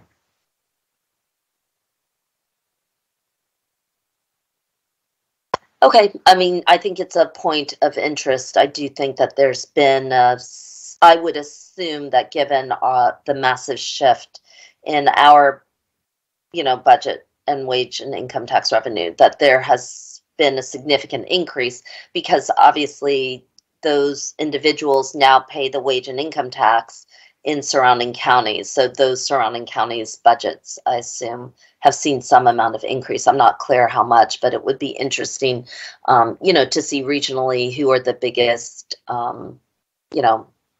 financial beneficiaries in the last 2 years on a county level. And, we should continue to work regionally. I think that that's very important. I think if this pandemic showed us anything, that there is a tremendous amount of regional codependency, interreliance, however we want to say it. And there might be a potential for us to just be more strategic regionally if we need to think about bigger investments further down the road. So thank you very much, everybody, and thank you, Mr. Chair. Thank you, Councilmember Gim. And now I'd like to recognize Councilmember Cindy Bass for a question. Thank you, Mr. Chairman. I think Councilwoman Sanchez might be before me. Did she already go, or for her point of information? Oh, yeah, she already went. She's good. Oh, okay. All right. Sorry. I just didn't want to jump the line here. That can be a problem sometimes. So just a couple of questions that I had. I wanted to go back to Councilwoman Brooks and her question around, the accumulation of fines and penalties for debt in the city of Philadelphia. And I wanted to ask, I know we talked primarily about businesses, but I wanted to ask about homeowners, because as you all may remember, some time ago, I introduced a bill calling for the city to offer tax amnesty for homeowners because the rate of interest and penalty that the city applies is just so incredibly heavy that a lot of homeowners are unable to dig themselves out from underneath that. So I know we talked about businesses. I wanted to know specifically about homeowners, if there is, the same sort of resources and programs available that there were for businesses. Yeah, we have extensive programs for residents, including payment plans that actually offer $0 payment plans. But I'll let the commissioner give more details on that. Great. Yes. For homeowners, we probably have one of the most progressive assistance programs in the country. Our owner-occupied payment agreement plan, and that allows homeowners to get into a tiered agreement, which means they get into an agreement where their payment is based on their income. So it's an affordable payment plan. Actually, in its lowest tier, there's actually no payment due, and it keeps them in compliance and avoids any type of enforcement. So there's 5 tiers. In tier 4, it can be a minimum payment as low as $25 a month with a full abatement of interest and penalty. And in comparison to amnesty, that's much more forgiving in that for 2 reasons. One, most amnesty programs require payment in full for a portion of the interest and penalty to be abated. In our case, with our UPA programs, there is no down payment required in those tiers, and interest and penalty can be fully abated. So it's a much more liberal plan in terms of meeting taxpayers with a program that's based on their income. And it's much less of a one-size-fits-all program, which amnesty programs tend to be. And can you talk a little bit about, over the course of the pandemic, the usage of that program? I don't know if you have any statistics there with you, or if you could get some for us, but what's the usage of that program pre-pandemic versus during the pandemic versus now? If you could sort of give us a sense of how much this has been used. It is frequently used. I don't have numbers in front of me, but we publish an annual UPA report that shows the annual usage. So I don't have the fiscal year 21 in front of me, but that one is out, and it also does a comparison of prior years, so you could see the usage. And we'll be publishing one later this year for fiscal year 22. So we publish that annually with all of the participants. You can see how many applied, how many are in the program from year to year. And one of the most effective ways for us to get the word out about those programs is with our communications work. We're doing as much communication as we can. Most of that is remote throughout the pandemic, but we have resumed in-person appearances. So we're out there and, have partnered with council and community organizations in the past and are excited to say that we're back doing that. Pre-pandemic, we were doing in excess of 300 events, in-person events per year. So that is really an effective way for us to get the message out there and get people enrolled in our assistance programs. Okay. Because I'm glad to hear you talk about communications. I haven't heard a lot about the outreach that your office is doing. And I would think that, as members of council, particularly district members, that we would be hearing about these outreach efforts. So I don't know if maybe I'm just missing it, or if maybe we could talk about ways to make it a little more robust so that, we can make sure that the word is getting out to our constituents that we know, in particular neighborhoods that we know are heavily impacted by, tax issues and houses are turning over, and, gentrification is happening as a result. And, there's all kinds of, negative things beyond just not paying the taxes and accumulating fines and penalties. It goes much further than that. Yeah, as I said, we're just starting to resume in-person events, and they've been very limited, not our participation, but we know there's been very, a reduced number of those events taking place. But we look to get back to the number of events that we had pre-pandemic, when we were really, very actively engaged with city council in all of their events. And over the course of the pandemic, we realized, we did significant amount of outreach through other methods, and we had our guidance page up throughout, and that's still up there, our COVID-19 Jack's guidance, and that informed taxpayers of changes in rules, changes in due dates, how to stay in compliance. And we do a lot of social media work, but we really look forward to getting to that in-person work. We know that's the most effective outreach, and we'll communicate with your office and other council members to resume those in-person outreach events with you. Okay. And are there specific programs for seniors? There are. We have the, Okay. Obviously they can participate in UPA, but we also have the senior tax freeze program, which is a really important program that will freeze their taxes at their taxes at the current level. Also freezes their assessed value. So that's a very valuable program. And we also have the installment program for them, where they can pay their taxes over 12 months rather than have to pay it in full by the due date of March 31st. We realize that seniors on fixed income, that is often a burden for them. So we give them the ability to pay their taxes throughout the year. And just two other questions. So one is, can you talk about, and I may have missed this, you may have said this already, but can you talk about throughout the pandemic in the last couple of years in tax collection, and the what has the change been in terms of particularly real estate tax collection in Philadelphia? In terms of the collection rate? Yes. The collection rate has stayed around 96. We're just below 96%. And at one point pre-pandemic, we were above 96%. So it stayed, pretty steady, and we're really happy with that, considering that we had essentially no enforcement throughout the pandemic. We're gradually resuming enforcement. I did speak a little bit about that earlier. We're gradually resuming enforcement. We're getting our delinquent billing back up. We had paused, billing. We had paused all types of enforcement letters. We had paused use of collection agents. So we really shifted our focus from enforcement to communicating to taxpayers about recovery and about what services we had to help them stay compliant with their taxes. We're continuing to do that as we start to resume, as we gradually resume enforcement action.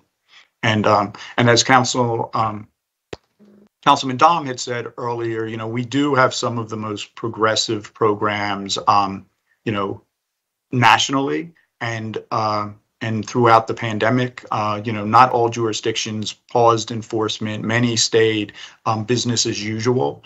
But we chose to really focus on, our taxpayers and our residents and try to focus on recovery rather than enforcement, realizing that that was a really difficult time and putting a financial burden on many people. Okay. One last thing that I wanted to go just mention while I have you on the hot seat, Commissioner, and that's around something you and I had talked about. This is not necessarily related, but in some ways, I guess it is. But it's really around operations and revenue. And that was the conversation you and I had some time ago about one of my constituents who actually a few years ago showed up on my front steps one evening in the summertime and told me that he was losing his house because he paid at the wrong window. And I don't know if you remember that particular conversation we had, but he basically came into revenue. He paid what he thought he paid his tax bill. His money was accepted, check was cashed, and received a notice that his home was going into sheriff's sale sometime later. And so we were able to, untangle the whole situation. But it obviously took a lot. And so I know that since then, you've done a lot of work around sort of reforming or addressing some of the issues within revenue in terms of payments and how people can pay and, making sure that there's efficiency there. But just last week, it was brought to my attention that, a business owner said that they, I think that they were in real estate. They had several properties, I believe. I think this is what it was. And anyway, they came to a window to pay at revenue and were told that they could only take a certain number of transactions. And after those transactions were completed, they had to get back in line to the back of the line and start all over again. Are you familiar with this, or does this ring a bell? Or yeah, we do. Talk about that? Yeah, I could talk about that for sure.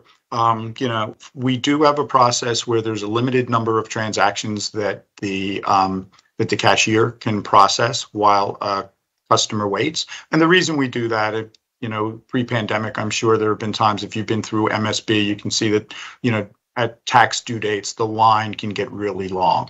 So the process that we put in place is we've told customers that they can leave that payment with us and leave their payment documents, an unlimited number if they choose to have them all processed at once, and that we will process them and they can come back later in the day or at their convenience. It doesn't have to be that same day or within any certain amount of time, and that we will give them all their receipts and they'll all be processed. And so that's just a process to keep the line moving. We don't ask people to get back into the line and wait through the line again. Now, somebody might choose to do that if they want to do everything right at once, but that would be their choice. Our recommendation would be for them to leave the documents with us and leave their check, and we would process it all at that time. Of course, if they're paying in cash, we would not allow them to leave the cash with us while we process everything. We would want that, but that's the exception. Usually property owners that are coming in with paying for a large number of properties are paying by check. And of course, we're always promoting electronic payment. And thank you for giving me an opportunity to plug our new computer system. We have a new integrated tax system that's in place right now.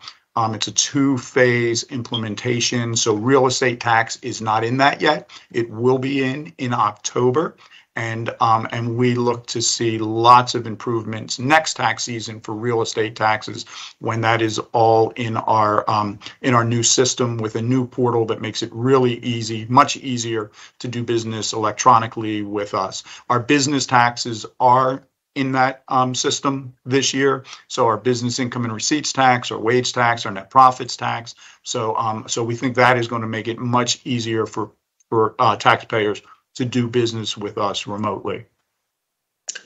Okay, I hear what you're saying, and I understand the need to keep the lines moving and all of that, but I do think that there really should be a better way, rather than asking somebody to get back in line, after a certain number of transactions. Yeah, but we won't ask them to get back in line. I mean, we'll just ask them to leave the checks and the payment documents with us, and we'll process them, and they can come back and pick them up at any time. Yeah, if somebody doesn't feel comfortable doing that, I guess, is what the question is, because I'm assuming that this person who mentioned this didn't feel comfortable just leaving everything and Yeah, coming back and later. Or we'll maybe try- maybe it wasn't convenient. Yeah. Certainly. We'll try. We always try to accommodate any taxpayer that we can. Right now, especially during the pandemic, we're trying to keep the lines moving. This is the first tax season since the pandemic that we're fully open to taxpayers in the cashiering section. So we're monitoring daily the lines and the number of people there because we want to keep our taxpayers, safe and healthy. Gotcha. Okay. Thank you. Thank you, Mr. Chairman. Thank you, Councilmember Bass, and thank you, Commissioner Breslin. I do have a couple of quick questions. I'm going to call them lightning round, which means you can give me extremely brief answers, okay, in the efforts of time.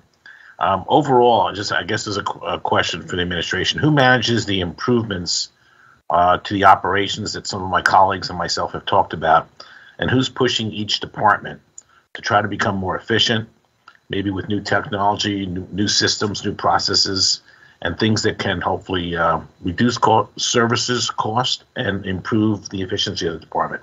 Who would that person be? It would be the cabinet member working with probably the chief administrative officer and the mayor's office. Okay. And then my next question is for actually IHS. I don't want them to be on this call and I have to answer a question, just a general question. I think, is it Tom Jackson or maybe Jim Diffley is on the call? And here's my question to them. Tom, maybe you could answer this question. I know we don't have the information, but from what you can see in your forecasting, do you think the months of January and February with the Omicron variant, do you think that's going to have any impact on any of our financial information that we were sharing today? It could have a little bit, probably on, I would think sales tax would be the most directly impacted. But, given some of the other shifts, given some of the shifts that we've seen in other things, I think it would be relatively low, and some of it could be made up in later months. Okay, great. Just wanted to check with you on that. Thank you so much. Thanks for all the work you're doing to help us on this. Last question of this panel is to our OPA director, James Arrows. I believe he's on the call. And so I have two questions for the director. One is, how is the implementation of CAMA going, and are you happy with it? And is there anything we can do to help with that implementation? Good morning, council member. I checked the time to make sure we were still before noon, but happy to be here. The record, James Arrows, Chief Assessment Officer at the OPA.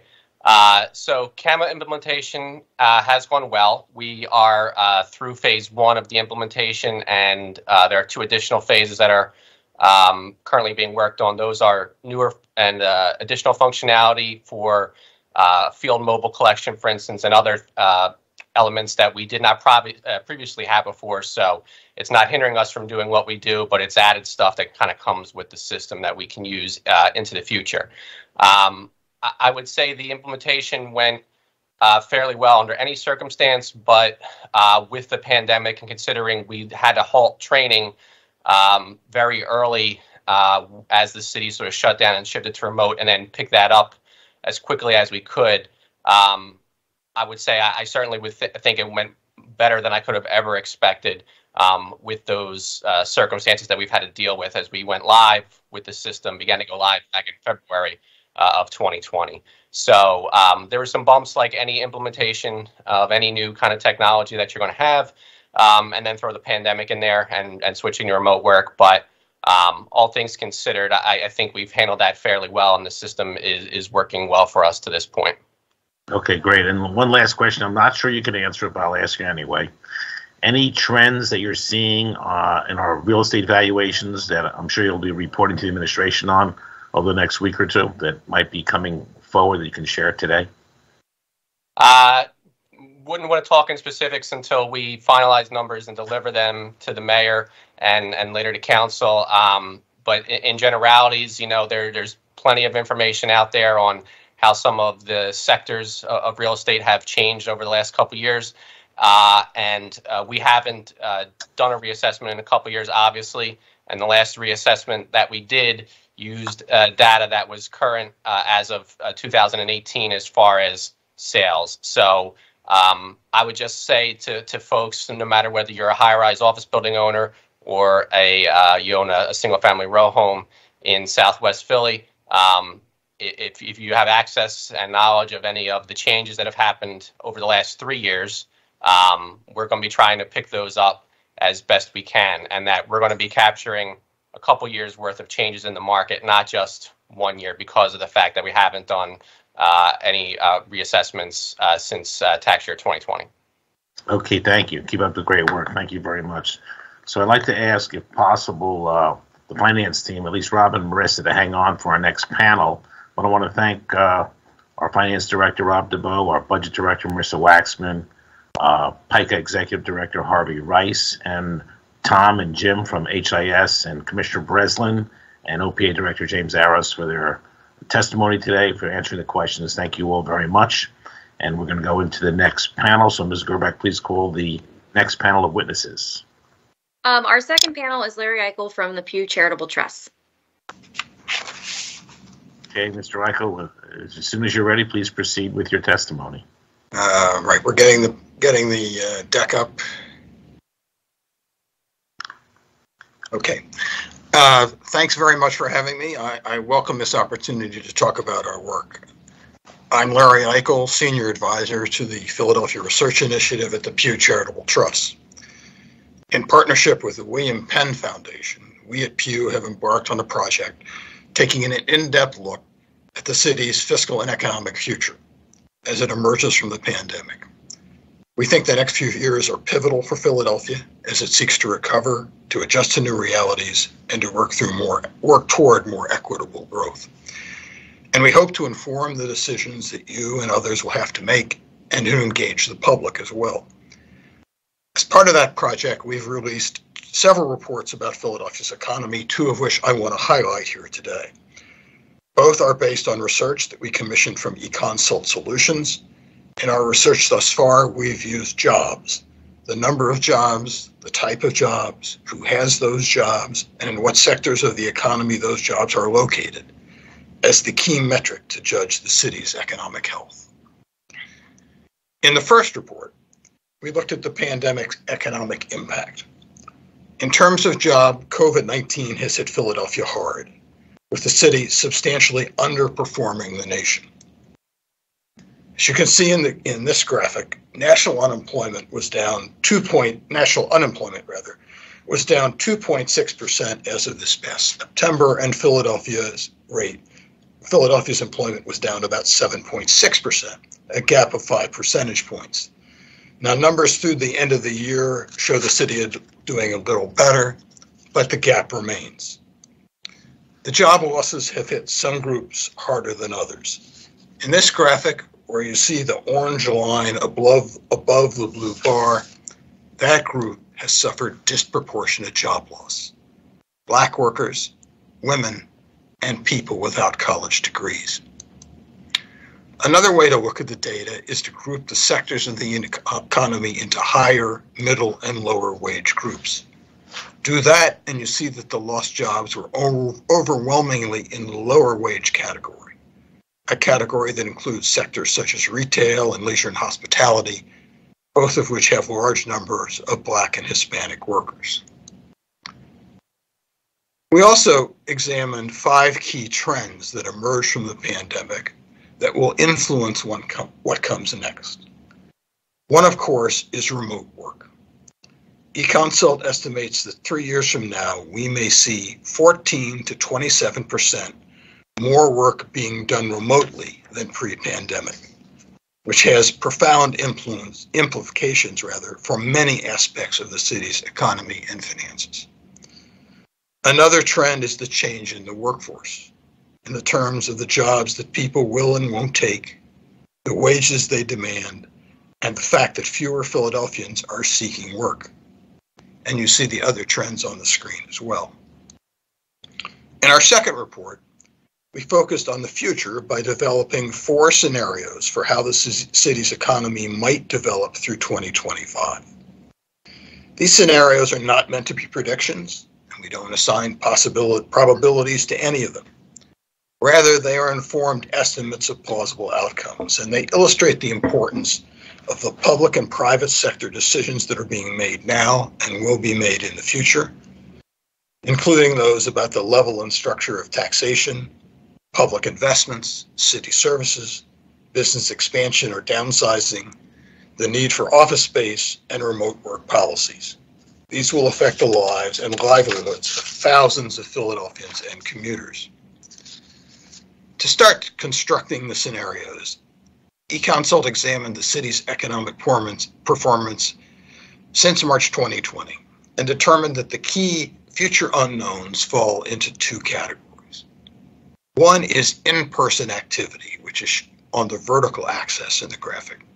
And that's the degree to which workers, travelers, and consumers resume patronizing local retail establishments, dining out, and attending meetings and conventions. In this regard, workers coming back to the office are a key element. The other category, shown on the horizontal axis, we called attractiveness and competitiveness.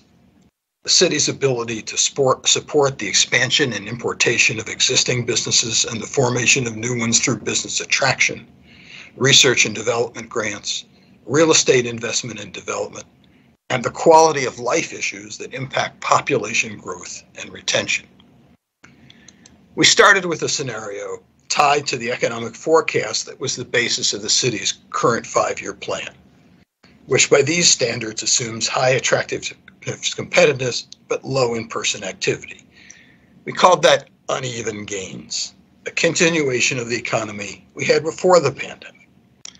The other three are stunted recovery, which in the lower left, which is the worst of the four, competitive loss, and overall growth in the upper right, which is the best. Details of all of them are in the report, and I can talk more about them if you like. What I like about the scenario building exercise is that it demonstrates quite vividly just how much is at stake. As this graph shows, in 2 of the 4 scenarios, Philadelphia would still be below pre-pandemic job levels 3 years from now. And the gap between the best scenario and the worst is more than 70,000 jobs, about 10% of the number that the city has right now. Having or not having those jobs would affect its city revenues, its businesses, and the lives of thousands of people.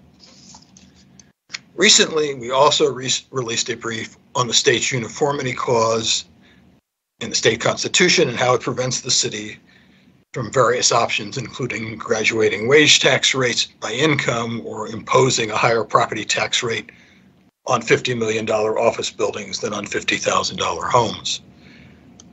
And last year, we looked at how, or rather earlier this year, we looked at how cities are using the money they're getting from the American Rescue Plan. As you know, and as was discussed earlier, Philadelphia is planning to use all of the $1.4 billion it's getting for what's called revenue replacement, helping to balance the budget over the next several years and maintain services. Other cities are using at least some of the money for special projects, often having to do with health and equity. And we have much more coming, including a report that looks at the potential impacts that those 4 economic scenarios I've discussed here today might have on city revenues and how they would affect the tax burden felt by residents in particular. We'll have an in-depth look at the city's property tax and how it compares to other cities, plus an analysis of how the city's current tax structure affects both businesses and residents, looking at the taxes paid by companies and households across a wide range of financial situations. And we'll keep monitoring city finances and the local economy to see which of the pandemic-induced changes prove to be fleeting and which are long-lasting. Again, thanks for having me, and I'm happy to try to answer any questions you might have about our research. Thank you. That's a great presentation. I do have a few questions. I guess, look, our goal is to get to that category that was the purple, which is what the 771,000 type jobs. And in this report, are you basically outlining 2 issues? One being the in-person activity of bringing people back to offices, and 2, in simple terms, the attractiveness and competitiveness of the city. as legislators that are on this call and the administration that's on this call, if we're all trying to work together as a team, any suggestions on what we can do? Well, we don't make policy recommendations in this report. I think we may or may not make some policy recommendations as time goes on. I think to a large degree, it depends on what you think, how you think the economy is going to play out. I mean, one outlook might be that you want to try to do as much you can to make the city more attractive to business. You may also think that as at least some businesses are able to hire people from anywhere for jobs, that perhaps Philadelphia has an advantage, certainly in East Coast terms, of being an attractive and still relatively affordable place to live. And if that's the case, then you might want to think more about making the city a more attractive place to live, and whether that would be through services, through amenities, through investments. So I mean, there are a lot of ways to go, and it sort of depends on how things develop and how you think they're going to develop. I mean, the other question I had was, if I recall, I can't put my fingers on it, I thought I read in your report that the industries that were most affected in employment loss was hospitality, had the lowest numbers. And if I recall, most other industries had minor losses except for hospitality. And it was in the 25% range or something of employment loss. What was interesting, I think, in government, it actually grew as a percentage. I mean, government was the only growing business, basically, in that chart. But everything else seemed to have a small loss, but hospitality got crushed. Is that part of it? I think that's basically right. The government has been stable, pretty much stable across the board. I think that's relatively true in a lot of places. I mean, I think one of the interesting things that we found out in this report was that sort of the attractiveness, competitiveness. I mean, the return to impact person activity is something we can see. And obviously it's important. It's particularly important for the leisure and hospitality and the retail sectors. But from an overall economic standpoint, the analysis was that actually the attractiveness, competitiveness angle was more important in terms of jobs as we move forward. And that's simply because largely because the sectors in those categories are bigger than the sectors in the in-person activity. When we talk about professional services, we talk about finance and finance. We talk about healthcare. Obviously, healthcare has both kind of in-person and attractiveness, competitive components. But our healthcare industry, and that includes pharmaceuticals and other aspects, really sells its services, a lot of its services outside the city. It attracts patients, it attracts investment. So it was categorized here as in the attractiveness competitive category. And so they are more important for overall job growth. Okay. And in the report, did it also show, I was surprised by this number, that is it 1/3 of our employees are basically in the eds and meds world? Yeah, that's been pretty constant for a while. That it's all, we do a state of the city report every year, and we look at the economy by employment, and we've been doing that since 2009, and as far as I can remember, it's always been in the 30 to 33% range. It is the biggest piece, certainly the biggest piece of the private sector economy in the city. And just from my own knowledge, if the eds and meds in other cities, are they basically taxed similarly to Philadelphia, where they're exempt from certain taxes? There's not a lot of difference? I can't say in any detail about, obviously specific cities, but obviously many hospitals in particular are exempt from property taxes.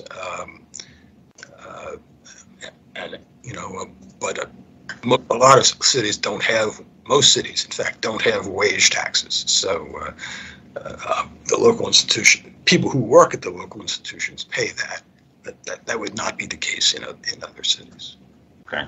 I guess my question is, is there the reason why we see so high of a percentage of eds and meds compared to other cities? I don't think, do they have 1/3 of their employment force in eds and meds? There's some that do. Actually, some older cities, actually older, smaller cities that have seen no population growth over time, which is not us. A lot of them have high eds and meds percentages, and in that situation, that's not seen as a great sign because it largely means that there's not too much else going on economically, but you still have, especially if you have an aging population, you're still going to have a big, certainly healthcare industry. So there may be cities that have higher percentages, but in our case, it's certainly not a bad sign. I mean, it looks like, and to me, that the eds and meds are an area that we've been relatively successful with, that possibly we could expand further because it's been so successful. The only negative of that is, they're exempt from a lot of taxes. That's the issue. Right. Okay, let me ask Rob. Thank you, Larry, for your presentation. I think there'll be some questions too, but let me ask Rob and Marissa about this presentation and their thoughts or opinions on how do we achieve that the best overall growth strategy that Pew outlined for us, and what steps can we take, hopefully, to achieve that, getting back those 70,000 jobs, I guess, that we want to get to. Yeah, and I think Larry summed it up well. You have to look at where the economy is going and how do you make the city more attractive. Like what combination of amenities, basic services, and the amount you charge for them works best. And now that's the process we go through as we try to put the plan together, and then when we work with council during the budget process. Marissa, you want to add to that? I think really everything Rob said, and the idea of making sure that we're a place that people want to be in, that the barriers we're choosing, because everything is a trade-off, makes sense, and not trying to see where we can capitalize on trends. If there's areas we can buck them, but being really sort of cognizant of what is realistic in the short term, but also understanding what are some of the long-term things. There are certain interventions we could do right now that won't bear fruit for a generation, and trying to sort of do that sort of time trade-off. The other thing that we are thinking a lot more intentionally around is equity in these decisions. It makes us think about, when we're thinking about different tax types and their burdens, how do those currently fall in terms of race? Are people, more disproportionately impacted based on being people of color for certain tax changes versus others, and making sure we're thinking through that equity piece. Same with making sure that we're providing adequate services and doing the things we want. And I will say we do always remain challenged, though, by our being a city and a county, that I think very few people decide where to live or open up a business based on, like how great are their prisons. And so those are, what's their court system like? Things have to go really, really wrong for people to base their business or residential location decisions on a lot of those county functions. And so that just presents an extra level of challenge as we think these things through. I mean, but I agree with you. And I would say on the big picture, maybe what we ought to focus on, we know that, as a small example, cell therapy is a growth area for the city. And I think we're the third largest in the country for cell therapy. And the goal should be, how do we become number one? I know that back in June, we lost, I think, 150,000 square feet of cell therapy office space to the suburbs. But we should probably come up with a plan on how do we become number one in cell therapy, because it's not just the jobs of cell therapy. It is the economic job multiplier of that particular job that is 4 or 5 to 1 that could really bolster our economy. And we already have the science here and we have the people here. I just think that should be a big focus for us in order to gain more jobs. That's just one example. We should probably have 100 examples. All right, I'll stop there, and I'll let my colleague, Councilmember Maria Sanchez, has a question for us. Sophie Bryan. Oh, wait, Larry. On the screen. Thank you so very much to Pew and for all the work you're doing. We talk about this equity lens, and Marissa mentioned it. Can you speak to what you saw as it related to small businesses, small business of color, and when you were looking at some of these wage numbers, anything that stuck out to you that you'd like to kind of highlight for us that we should be aware of as we talk about recouping the 70,000 plus other jobs? In this research, we didn't really look too much at businesses by color. I mean, we did look at employment, and we certainly saw that Black workers were hit disproportionately, and women and non-college educated. My colleague Tom Ginsberg has looked a lot at small businesses and how businesses have done, and perhaps we can get back to you on that. I think it's important for us to figure out what the intersection is between some of those small businesses and then job recovery, right? And particularly if we want to do an equitable lens. So it would be interesting to see, based on this new data that you have, and then some of the small business data, if we want to recover more equitable, where do we need to incentivize better? Clearly, we know we have a disproportionate number of businesses of color. And in this space, everybody is jockeying to do more, but I just don't see kind of this comprehensive plan around this is what we should be doing for businesses of color outside of capitalizing, which is a huge issue, access to capital. But I was wondering from the employment perspective, since the majority of the jobs are in small businesses, from an employment perspective, did you see anything that popped out that you want us to be aware of? We had a lot of the losses with populations of color. I'm sure that impacted women of color. Like, what are those skill sets? Retail being one, but what other things do we need to be aware of as we talk about bringing people back into the city or having people in the city wanting to come back into the city? Yeah, we didn't get into a lot of that in this report. I mean, one thing I recall from some earlier research we did is that, I know people talk a lot about the importance of small businesses, and certainly small businesses are important to neighborhoods and a lot of other situations.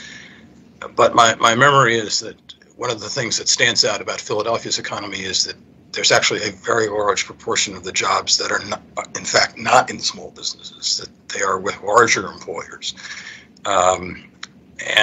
Again, that's not to minimize the importance of the small businesses, but I think that's actually that's one of the distinctive things about the city's economy.